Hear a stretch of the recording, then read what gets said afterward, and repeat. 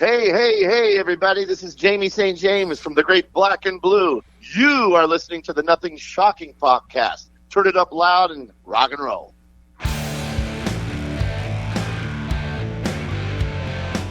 Want to know what's going on in the world of music? Then tune in to the Nothing Shocking podcast, a non-genre based, all ages friendly rock and roll program.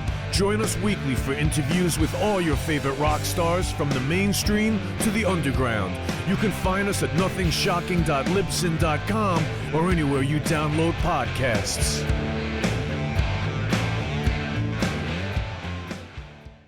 Welcome to the night. You think you know Night Demon? Then the Night Demon Heavy Metal Podcast is for you. Step into the darkness as we peel back the curtain to give you an unprecedented, all-access look into the mind and the heart of the demon.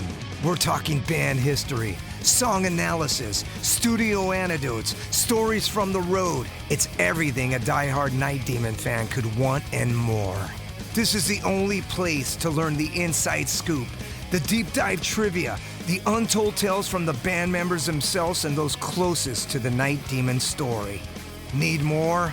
The sacred Night Demon Crypt will be pried open to reveal demo recordings that have never before seen the light of day, all with in-depth commentary by the band and the people who were there for the writing and recording process. This is a gold mine, a treasure trove of all things Night Demon.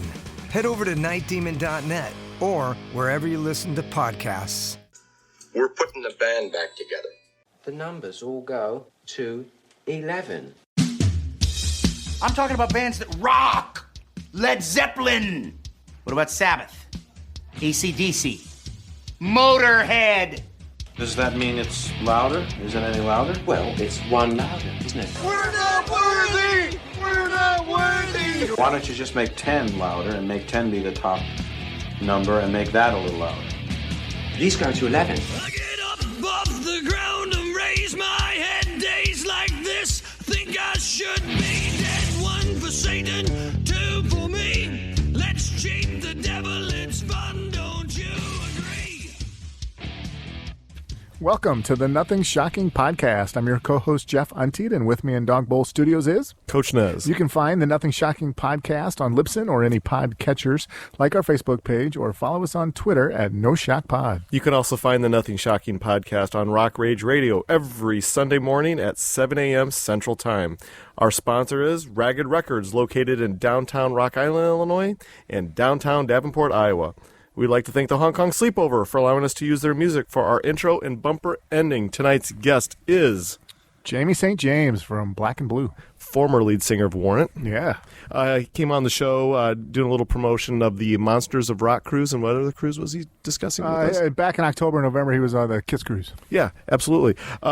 He's been busy doing one-off shows here and there, like Weekend Warrior type stuff. Yeah. I think we'll be expecting Black and Blue to be doing some one-off shows here in 2022. So let's get to that interview. All right. Good night. Good night.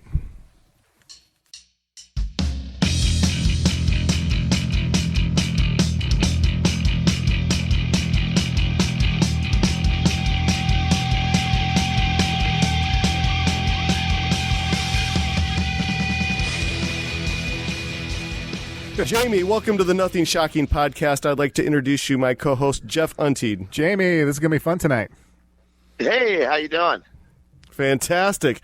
Well, as COVID-19 has rocked the music business for the last year and a half or so, how have you kept yourself busy and sane? You know, I really didn't do too much for about a year, and it was the weirdest thing for me because I didn't sing for the longest time. And I remember hearing Roger Daltrey say, I'm always afraid to stop singing because I'm afraid it's going to go away. And and that just kept ringing in my ears like, oh, God. And it's kind of scary in a way, but came back strong. Everything was fine. But, yeah, I had a lot of time off. Well, that's good and great news. But Black and Blue will be participating in the next Monsters of Rocks cruise. Can you talk more about the dates? And will the band be playing more than just one set on the cruise? Yeah, okay. Well, first of all, we've been on Monsters of Rock cruise since I think the first cruise.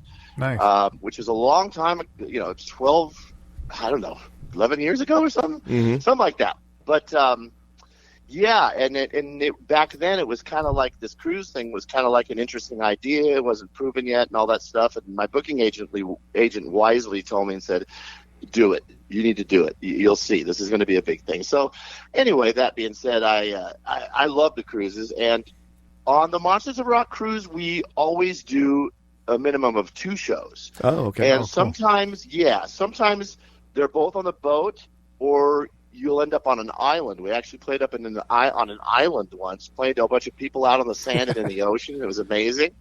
So sometimes, or like a pre-party they have. So, but we're definitely going to be doing 2 shows on that cruise, and that's in February, I think. Oh, so cool. Yeah. Jeff, you got the next one? Well, I guess I just always wondered how that works. So do you interact with the fans during the downtime of the stage show, or do you guys stay in a separate area and they just get to come out and watch the shows? You can. I think that some major bands, you never know. They might kind of hide out, but it's really not hard to move about the ship if you want to. I mean, sure, you're going to end up signing a bunch of stuff, but it's kind of nice. It's a more relaxed thing, Yeah. And we're the kind of guys that'll just walk around. I don't have any problem with, saying hi to people and that kind of stuff. I mean, if you're in a really big band, you've got a huge, you've got a suite up there at the top of the boat with a butler. You're probably not leaving. We're not like that. Well, the rock crews have become more and more popular over the years. Yeah. And I guess, how has the opportunity come the band's way from the get-go on doing this? Has this been, outside of COVID, has it been a yearly thing for you guys? Pretty much. I mean, the Monsters of Rock cruise have really kind of re-energized our career in a way, because they've really been good to us and put us on these things every year. We miss a year here and there, but for the most part, it's been one of the best things to happen to us. And Larry Moran, who runs Monsters of Rock cruise, has been so good to Black and Blue that it's we're very grateful to him. And it's just a lot of fun, and a lot of bands that don't listen. I'm old enough now to where I don't want to get in a van and go and play little clubs across the country. And oh, good Lord, I just look for the good shows and then I play. So I'm not interested in doing that kind of thing anymore. So for me, these kind of things and the festivals here and there, like the M3 Festival, which we've done several times, those things are great for a band like Black and Blue, because we can get out, play a great show, and go home and wait for the next one. So it's real good. Jeff, go ahead. Take the next one. Just on piggybacking on that, which one's harder? In the endless touring days in the van and the tour bus, or writing a song? Which in a van or writing songs? Yeah. Well, writing songs back in the day was a blast, because we had we had a lot of songs and a lot of stuff inside us we wanted to get out. And back in the day, we Black and Blue did 4 records for Geffen, and we were pumping out songs all the time. Luckily, when we got signed, our very first tour was with Aerosmith in a bus, so the band stopped. Yeah. And if I was stuck in a van, I don't know how long I'm going to last. I've done that. It's fine. When you're in your 20s, the band is gorgeous. Let's get in and go. It's all exciting. When you're 58, fuck the van.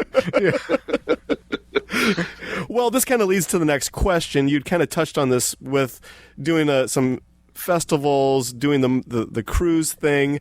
But as far as a heritage act like Black and Blue, methodology-wise, does the band do much of those fly-out dates, the weekend warrior type thing? When you are playing live shows like that, what is the methodology, I guess? Yeah, that's the ones that will work for us. So you kind of have to group them together. So there'll be a cluster. There'll be like an anchor date, right? So we got, as a couple of years ago, we had a show with Quiet Riot at a place called Penn's Peak in Pennsylvania. And so there's our anchor date. So we get 1 or 2 more shows around it, and we fly out, do those, and come home. And those are where we will do still. And people say, why don't you play North Carolina? Why don't you play here? Well, we'll do it. Someone got to pay us. And when you find the right place with the right promoter, we're happy to do it. And we still sound great. We're a great band. Very, I can still sing everything that Black and Blue ever did in the original key. And, that's something these days. So, and we don't have no background tapes or anything like that. It's all live, and we can still do it. As long as I can still do it, I tell everybody I'll still perform. Once I can't do it, I'm done. But hey, I'm 61 years old and I can still sing the shit that I wrote when I was 21. So that's cool. an amazing thing to me. Oh, that's amazing. You were talking to me a little bit via email that Black and Blue has a new guitarist, and you're going to be able to announce this tonight, the new member. Can you talk a little bit more about the new guitarist and who is it?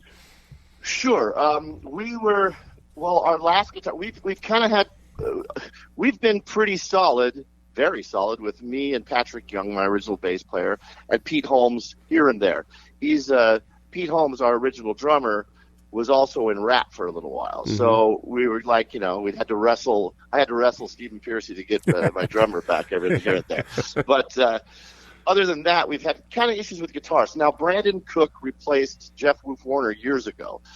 He's been in the band, I think, like 12 years, and he's been solid as a rock and great. Then on the other end, there's been a few guys. But our last guy, a guy named Bob Kapka, kind of ended up bailing. He didn't want to get a vaccine.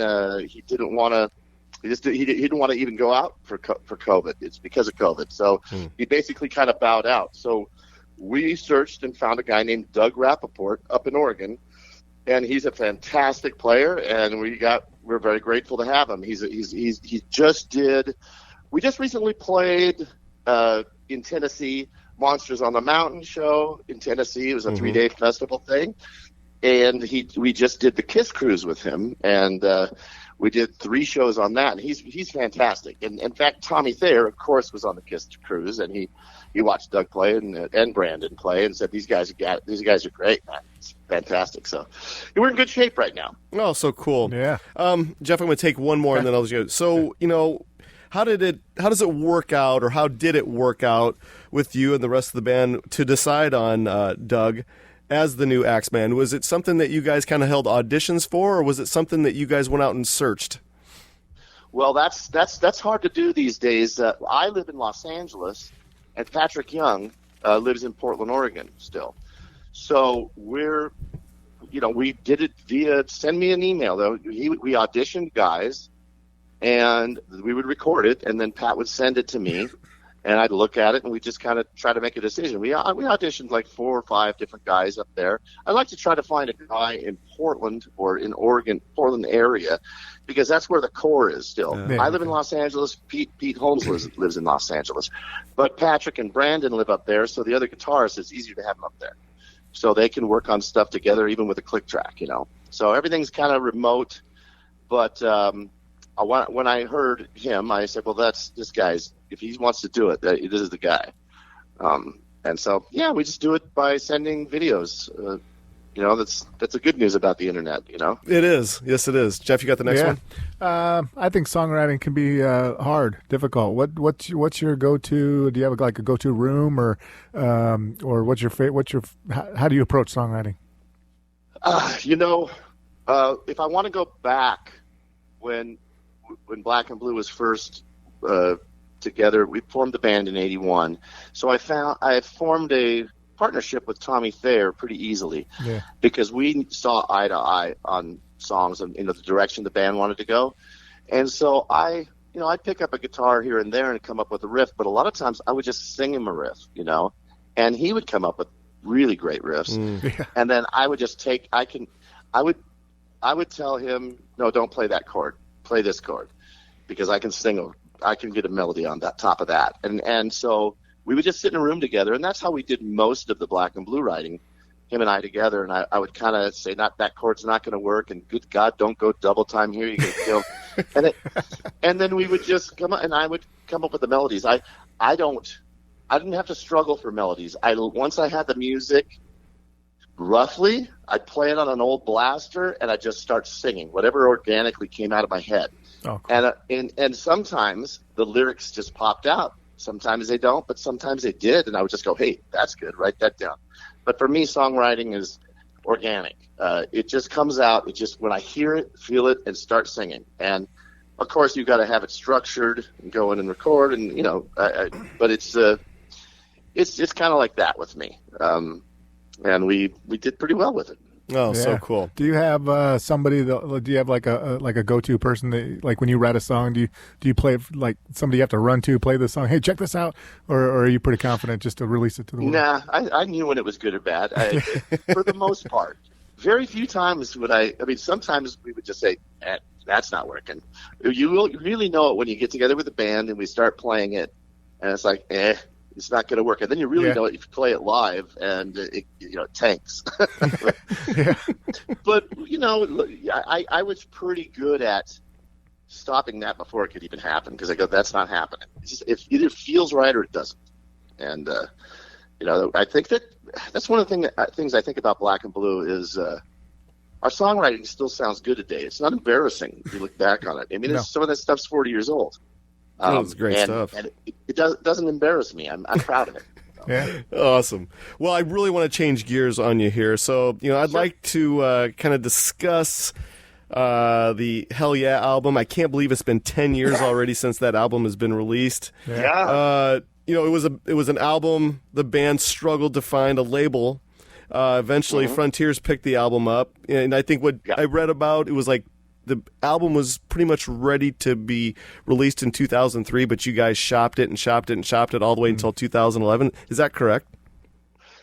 Okay, so in 2003 is when we kind of started it. I had a record deal for a solo record, and I just, I was going to do that on my own, and then I Jeff Whoop Warner actually had put a studio together, a decent recording studio, real good one actually. And I called him and was talking to him about it, and I go, hey, why don't we make this a Black and Blue record? Because I don't know, nobody really going to care about a Jamie St. James solo record. We should probably try to do it Black and Blue. And you got a studio, I got a deal. Let's do this.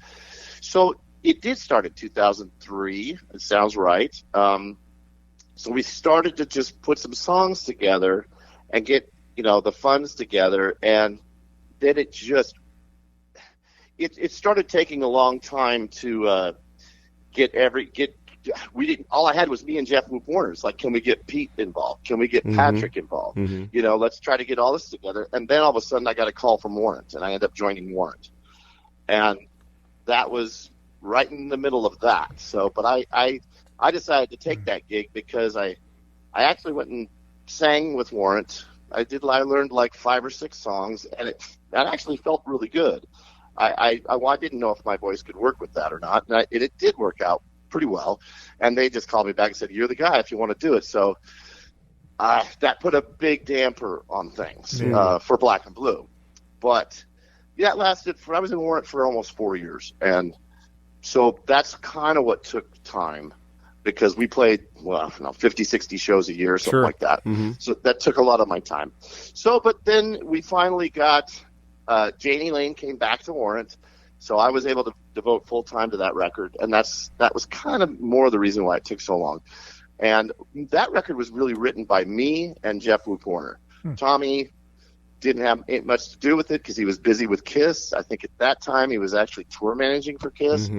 And so... basically, me and Jeff Whoop Warner wrote everything, and I think it's a good record. It is. It was It was disjointed to a certain extent because we had everything done, and then Frontiers wanted 3 more songs, so we had to go back in and come up with 3 more songs. But I like the record; it's pretty good. As you look back upon that record, and like for the duration before it took for you guys to get that album released, as you look back on it. As far as satisfactory goes, as far as the sound goes, were you fully, completely satisfied with that album once it was out to the masses? I think a big bulk of it I love. I think there's some great songs on there and some great sounding songs, but because we did like 3 or 4 different recording sessions, some of it came out sounding different, and that kind of bothers me. I wish we could have gone and done it. And some of the songs are actually me playing drums because we were writing the stuff and laying down basic tracks, and I just played drums because Pete wasn't in town. And it ended up being, Pete just said, I'm not going to do anything much different. That Jamie sounds great, leave it alone. So it was, so it just, that part of it bothers me because I wish we could have just went in as a solid unit and just knocked it out. But I really like a lot of the songs on the record. Some of the mixes in the end are a little bit, they could have been better. But all in all, it's a good record, and if you like Black and Blue, I would get it for sure. Oh, for sure, yeah. Oh, I agree. So you alluded that you played some drums on there. So you started as a drummer, correct? Talk a little bit about the transition of going from a drummer to what happened, what changed, how did you become a singer? Sure. I started out at 13 years old with an acoustic guitar that I found in a dumpster. And that was what I said, well, I got a guitar, because I used to look at a Sears. I was never going to have enough money to go to a music store. Yeah. So I saw, we were kind of poor. So I'd look at the Sears catalog of guitars, and I'd look at, oh, that's a cool one, that's a cool one. Well, I found an acoustic in a dumpster. It was called a Stella. And I started learning guitar. And I knew that was going to take some time. And so there was some guys in my neighborhood that wanted to put a band together, and I said, well, I'll be the drummer. I know I can do that. You got drums? Nope. But I basically begged my dad to buy me a little cheap drum kit. It was the worst kit you could ever imagine, but I didn't care. It was drums. So I started playing drums, and I actually took to that real easy. I just knew I could play drums before I ever even got on a set. I'd watch people play drums. I go, I can do that. So I was a drummer all the way up until Black and Blue. I was a singing drummer. I sang, we did cover tunes in bands before Black and Blue. In fact, Tommy Thayer was with me in some of these bands. There's a band called Movie Star, and I was the drummer. Tommy was guitar. And we played cover tunes 4 sets a night, 4 or 5 nights a week. We played tons of stuff. And that is, quite frankly, where I would really learn a lot about songwriting, because we'd cover a lot of stuff. And it's like, you kind of get used to the song structure really well by learning so much. But in 1981, Tommy and I left the band that we were in and formed Black and Blue because it was going in a direction we weren't crazy about. We wanted to be, a rock band. I was always a big fan of AC/DC and Aerosmith and that kind of stuff. And the guy that was in the band with us was kind of was turning into like, I don't know, he was going Duran Duran or something. I don't know what he wanted. We just said, that's not for us. Yeah. So that's when I turned into a lead singer, because I didn't think I could find one in Portland. I said, well, I'll do it, because there ain't going to be anybody that's going to want to do what I want to do. So it was out of necessity, really. Yeah. But I'm glad I did it. Awesome. As you look back on the 5 Black and Blue studio albums, what album sticks out the most for you as your favorite, and what one do you look out as and say, man, we could have done a lot better on that album? Do you have 2 that you go to and say yes, and the one you say, not really? It's hard to say that kind of a thing, but I'll tell you, yes, I look back at Without Love, our second record, and really think that was the magic. That should have taken us a lot further than we got. I'll never understand completely why. I think it's partially the label, partially management, but I think Without Love should have been a lot bigger than it was. Although it didn't flop, but it wasn't, didn't take us through the roof. And the first record as well, because it was all those early songs, and we had like probably 30 songs to choose from to do that record. We had a ton of music. Oh, cool. And so that first album is always, you have forever to write that first album, right? Exactly. But I think that the disappointments are like with Nasty Nasty when it came out. We chose Gene Simmons to produce that because we wanted somebody on our side to help us, to talk with the record company and to, doing more what we want to do and less what the producer and what they wanted. But then we recorded I'll Be There For You, a Jonathan Cain song, and did it for a movie soundtrack. Yeah. That wasn't supposed to be on a record. And it's a great song, and Jonathan's a great guy. We recorded in the studio with him. But then Geffen just said, screw you, this is what we're releasing, we're putting it on the record, and that's it. Wait a minute now. This is not what we were planning. So that was like my first big disappointment. I was like, oh, man. But I like all the stuff. I think in Heat, the last Geffen record there are some killer songs on that, but then there's also some stuff that doesn't sound, it's not cohesive. It's a little bit disjointed as far as, Suspicious and The Snake on the same record, kind of nuts. But we were kind of searching get a lot of pressure to get a radio single, but we wanted to just rock. And so I think it was a confusing time, but there is great songs on that record for me. So I guess to answer the question, really, the second album was, for me, the highlight of Black and Blue. I think we should have really, really gone through the roof, but here we are. Yeah. Can you compare a little bit? You had some really great producers. You had Dieter Dierks from Scorpions fame, and Bruce Fairbairn, and you mentioned Gene Simmons. Yeah. Can you talk a little bit about comparing and contrasting those guys as producers? Well, that was the great thing about Geffen was when we got signed to Geffen, there wasn't a lot of bands on the label. I mean, the big bands was they had in 1980 was John Lennon, right? Elton John, exactly. Donna Summer, Whitesnake was getting involved, and so was Aerosmith. But we got signed to that label, and it was prestigious, right? So we could almost get anybody we wanted. So we just out of the blue said, Dieter Dierks, we want the Scorpions guy. Yeah. And he listened to our demos, and he said, well, I'd kill to work with Geffen, so let's do it. And then the same thing with the second record, Bruce Fairbairn. We had Bob Rock as our engineer. We had Mike Fraser as our second engineer. This is a great team of three guys. Yes. That's an amazing. I mean, Mike Fraser ended up doing the Aerosmith stuff. We picked those guys. And Geffen, actually John Kalodner at Geffen said, wow, you guys are pretty amazing because that's a great pick. And it was before Bon Jovi, So Bon Jovi heard our record, Without Love, and that's why he chose those guys for Slippery When Wet.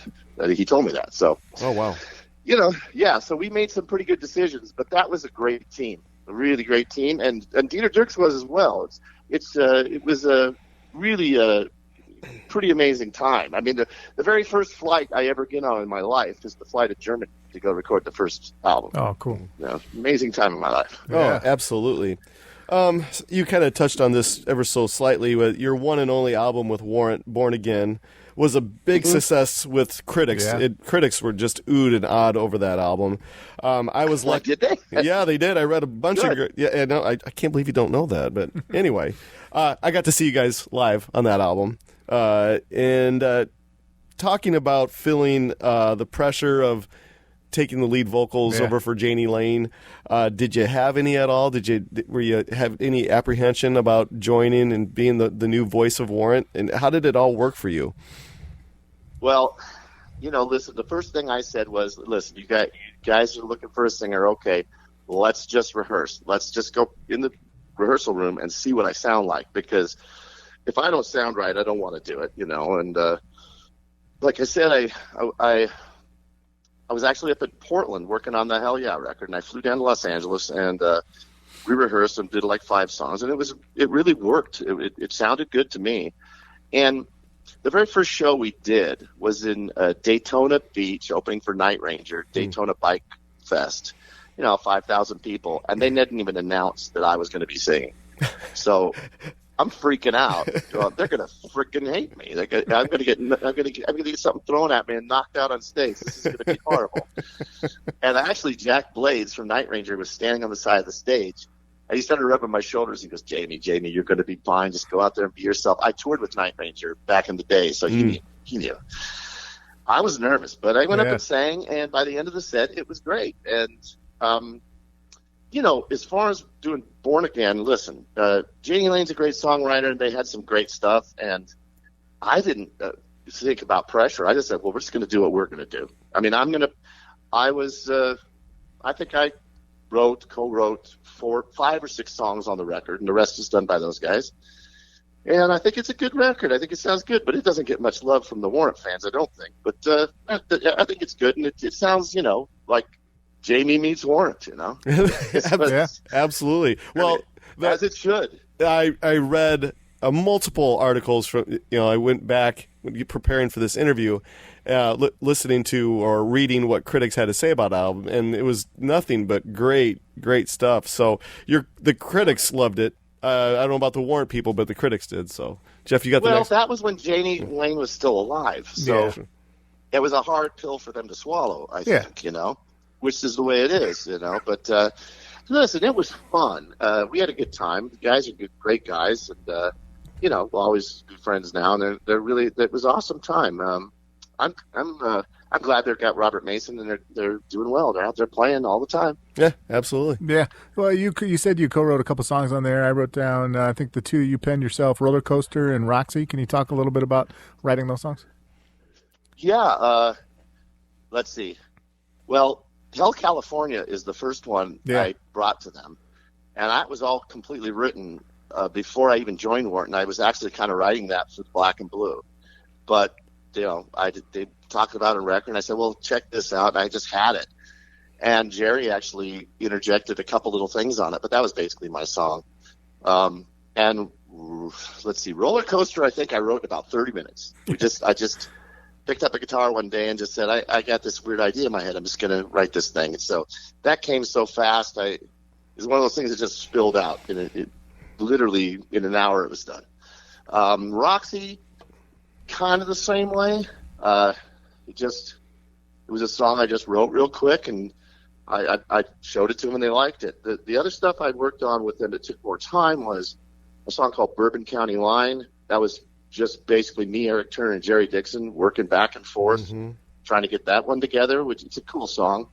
I think, and then I wrote all the lyrics and melodies for Glimmer. There's a ballad on there. Oh, and cool. that was I think it's a killer ballad, actually. Yeah. It's a good tune. And I think that was pretty much it for me. I think the rest of it was, I co-wrote Devil's Juice with Eric Turner. Oh, so cool. In 2001, you released St. James, the American Man album. That album is such a cool album because it had two really cool songs that I love, Generation Suicide and Magical Taxi Cab. Can you talk a little bit... Two really awesome songs, but can you talk a little bit more about the creative process for that album? Sure. I was living in Ohio at the time. I had left California, and I bought a house in Ohio, and I just kind of was change of life, I just went out there. And I hadn't been playing much, and so I pulled the guitar out, and the guitar was still tuned perfectly, but the neck was warped because it was in the closet for like few years. But I got another guitar, and what I started doing was just writing. And I didn't know what I was even writing for. I just started writing songs, and I kind of went back to kind of more pop feel stuff. And so that album was just completely written by me in my basement in that house, and I just started recording demos. And I put a band together of guys so we could go out and play some of the new songs I was writing, and we'd throw in some old Black and Blue stuff. It's called it St. James. But those were all demos. And a guy talked me into, well, why don't we put out a record? And I go, well, I don't know. We ended up going to this guy, Michael Becerra. We went to his house, and he remixed it all, tried to make it sound as good as it could. And that was it. And we just released it. But they were basically demos, but they got released. And I think, sound-wise, they're okay, but there's some interesting stuff. And it's not the heavy side of Jamie, it's the pop side of Jamie. Yeah. Listen, I'm a big fan of David Bowie and Cheap Trick. I love that kind of stuff. So I decided I can do whatever I want because it's going to be just me. So I went more pop-oriented, and it's funny that you picked – I mean, I like that song, Magical Taxi Cab. A lot of people go, what's that about? But I also like the song on there. One of my favorites is, I think, Die Like a Star. Great song. But there's some good stuff on there. But, yeah, it's very pop. So if you want the heavy side of Jamie, you ain't going to get it on that. Really. I mean, it still rocks, man. It does. But I love that album. I was kind of hoping maybe you're going to have a part 2 maybe somewhere down the line, but I guess I'm. You never know. You never know. I'm not. Look, one of the things I miss the most in 2021 is recording. I miss being in a recording studio and hearing that thing in your head, and you wrote down on paper, I come alive.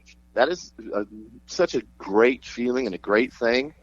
And I haven't had that in quite a while because there's really not can't really. It's hard to sell records these days, and I don't know if Black and Blue did one. I would probably want it to be Tommy to be involved, but it's like, who's buying that stuff anymore? I mean, you do it for the love of it, and if I get the chance, I might. But who knows? Well, we still buy. Eric and I'll buy. Yeah, we'll buy it. Thank you. Good. Well, I'll do one for you then. There you go. Well, this is kind of like off the beaten path. So we kind of do this with some of our guests, but we talk about what we've been listening to, or what's in our CD player, or what vinyl are we spinning. What have you been listening to lately? Lately, I've been listening for some reason to a lot of Shinedown lately. I like those guys. I think they sound I do good. too. I think that's a good band. I like the songwriting. It's heavy, and the guy's got good melodies, so that's up my alley. So I've listened to that a lot. I like the Struts. I listen to new stuff when it comes out. I like Rival Sons. I like those guys. Just any stuff that's new. I like the new Cheap Trick album, by the way. That's really good. Yeah. If anybody hasn't heard it, you should check it out. It's great. So I try to listen to as much stuff as I can, but I think that'd be the newer stuff I'm listening to. I'd like the Dirty Honey record's pretty good too. Yeah.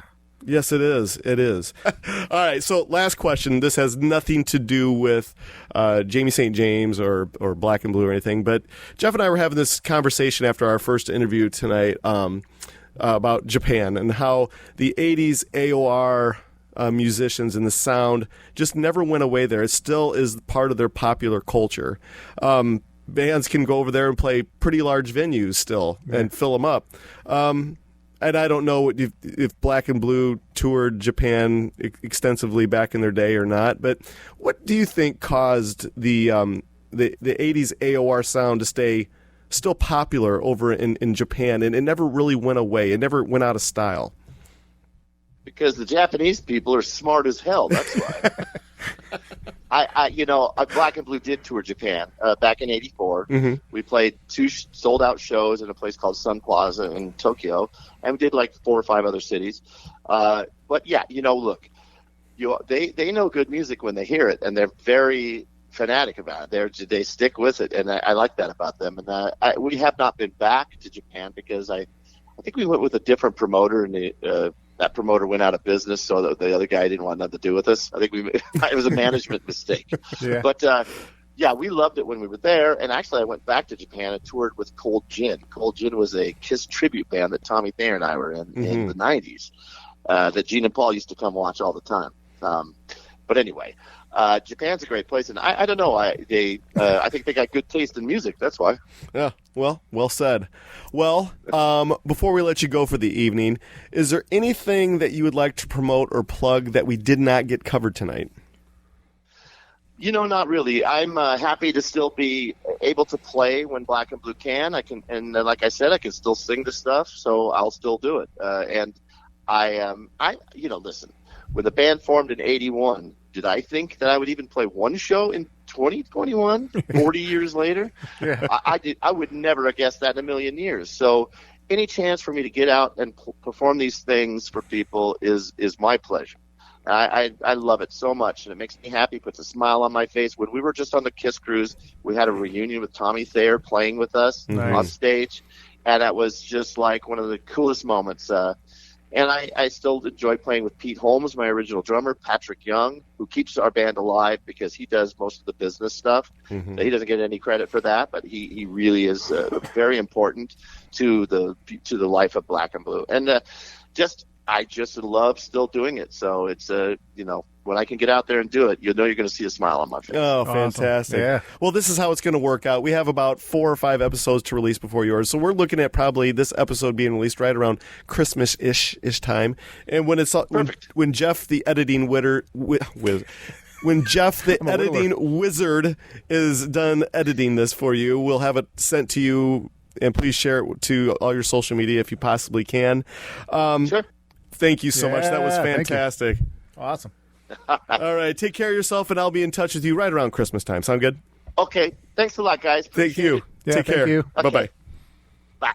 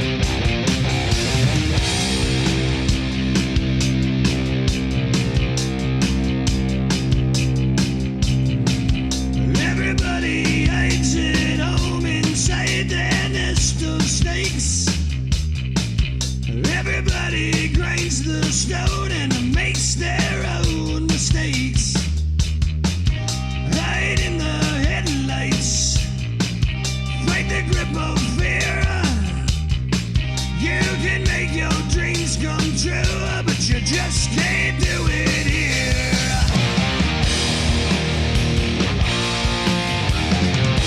Hey.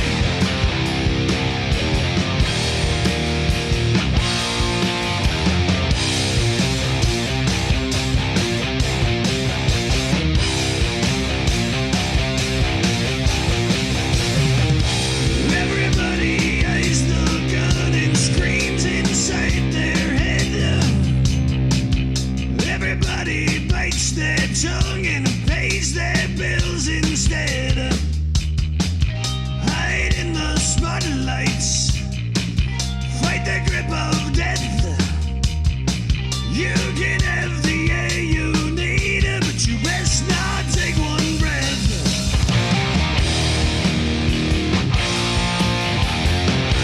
Hey.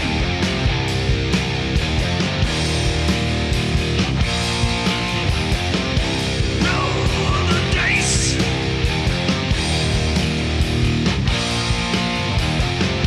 Take your chances.